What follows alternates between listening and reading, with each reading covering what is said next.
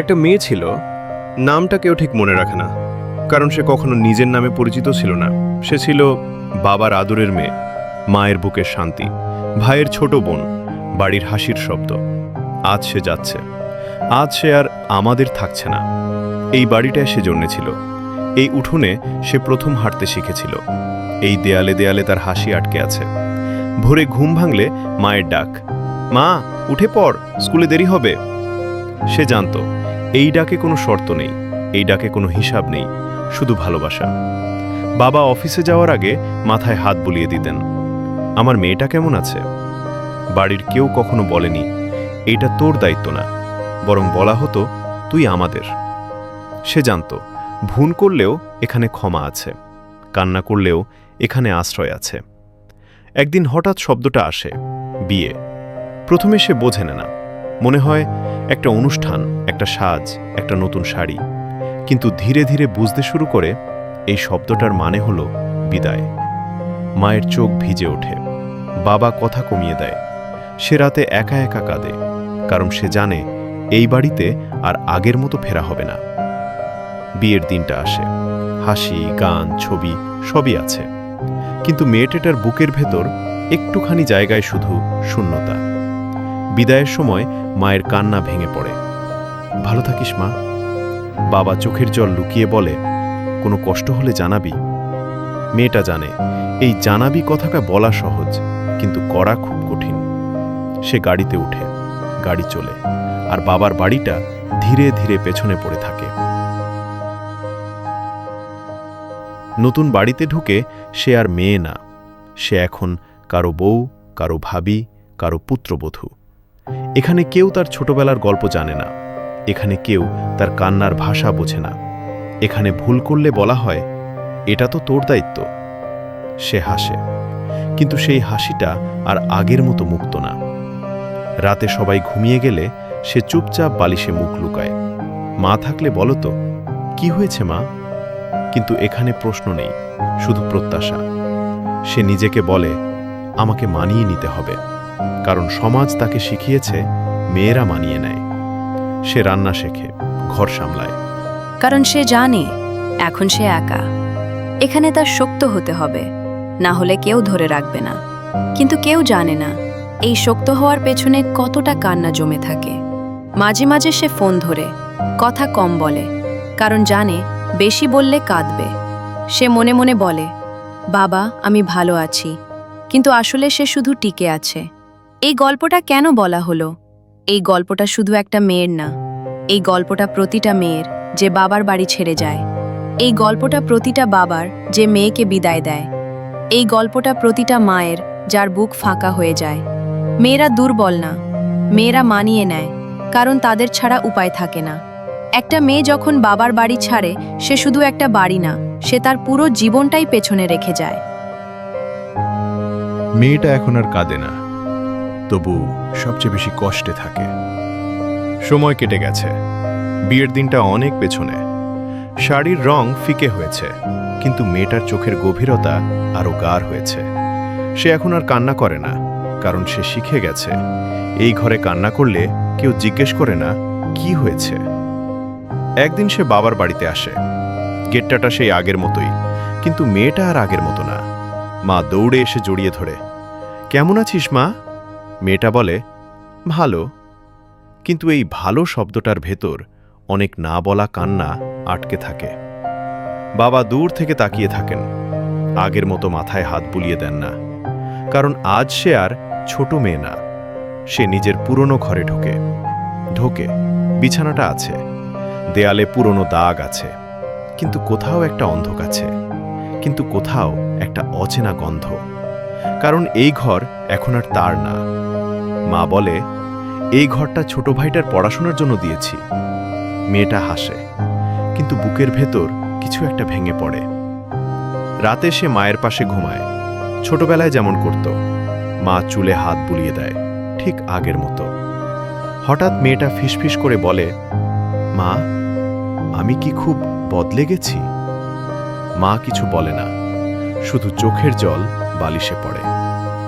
সকাল হয়, নাস্তা টেবিলে সবাই আছে, কিন্তু আগের মতো কথা নেই। মা বারবার মেয়েটার দিকে তাকায়। বাবা বারান্দায় চুপচাপ দাঁড়িয়ে। মেয়েটা বুঝে যায় আবার বিদায়ের সময় এসেছে। গাড়িতে ওঠার আগে বাবা হঠাৎ বলে ওঠেন, শোনো মা। কথাটা শেষ করতে পারেন না। এই প্রথম বাবার গলা কাঁপে। বাবা বলে, তুই যখন ছোট ছিলি আমি ভাবতাম একদিন তোকে অনেক দূরে পাঠাতে হবে। কণ্ঠ ভেঙে যায়। বাবা বলে, কিন্তু আমি জানতাম না এটা এতটা কষ্টের হবে। এই কথায় মেয়েটা ভেঙে পড়ে। মেয়েটা বাবার হাতে হাত রেখে বলে, বাবা, আমি অনেক শক্ত হওয়ার চেষ্টা করি। একটু থেমে, কিন্তু সত্যি কথা বললে আমি এখনো তোমাদের মেয়ে হয়েই থাকতে চাই। এই কথায় মা আর বাবা দুজনেই কাঁদে। গাড়ি চলে। মেয়েটা পেছনে তাকায়। এইবার সে জানে এই বাড়িটা তার শিকড়, কিন্তু তার জীবন আর এখানে না। মেয়েরা যখন শক্ত হয় তখন কেউ বোঝে না এই শক্ত হওয়ার পেছনে কতবার তারা ভেঙেছে। মেয়েটা এখন অন্য কারো ঘরে থাকে, কিন্তু আজও তার কান্না শুরু হয় বাবা ডাক দিয়ে। মেয়েটা একদিন বুঝে ফেলে সে আর কারো অগ্রাধিকার না। মেয়েটা একদিন আয়নার সামনে দাঁড়ায়, অনেকদিন পর নিজের চোখের দিকে তাকায়। এই চোখ দুটো একসময় কত চঞ্চল ছিল, আজ সেখানে শুধু ক্লান্তি। সে মনে করার চেষ্টা করে শেষ কবে সে মন খুলে হেসেছিল, মনে পড়ে না। একটা ছোট ঘটনা, একদিন খুব জ্বর, শরীর কাঁপছে, মাথা ভারী। সে ফোনটা হাতে নেয়। মায়ের নামটা স্ক্রিনে উঠে আসে, ডায়াল বাটনে আঙুল যায়, তারপর থেমে যায়। সে ভাবে, না, মা চিন্তা করবে। এই প্রথম সে বুঝে যায় সে এখন আর অসুস্থ হলেও কাঁদতে পারে না। রাতে সবাই ঘুমিয়ে, সে একা বসে। হঠাৎ ছোটবেলার একটা কথা মনে পড়ে, জ্বর হলে বাবা সারা রাত জেগে থাকতেন।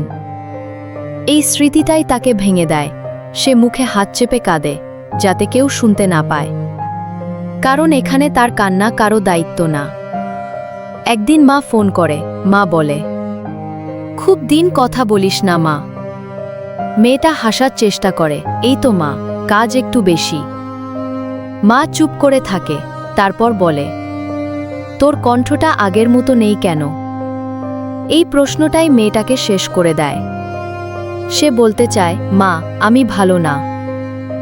মা, আমি খুব একা। মা, আমি শক্ত হতে হতে ক্লান্ত।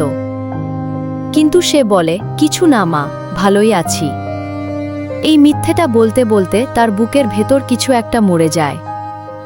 বাবার কথা মনে পড়ে। সে ভাবে, বাবা যদি আজ সামনে থাকত। সে আর কিছু চাইতো না, শুধু বলতো, বাবা, একটু বলো তো আমার মেয়েটা ঠিক আছে। মেয়েটা একদিন বুঝে ফেলে সে এখন সবার জন্য দরকারি, কিন্তু কারো জন্য অপরিহার্য না। সে কাজ করে, দায়িত্ব নেয়, সব সামলায়, কিন্তু কেউ জিজ্ঞেস করে না, তুই কেমন আছিস? এক রাতে সে বালিশে মুখ গুজে ফিসফিস করে, আল্লাহ, যদি আবার জন্ম হয়, আমাকে আবার বাবার মেয়েই বানায়ও। এই কথাটা বলেই সে শিশুর মতো কাঁদে।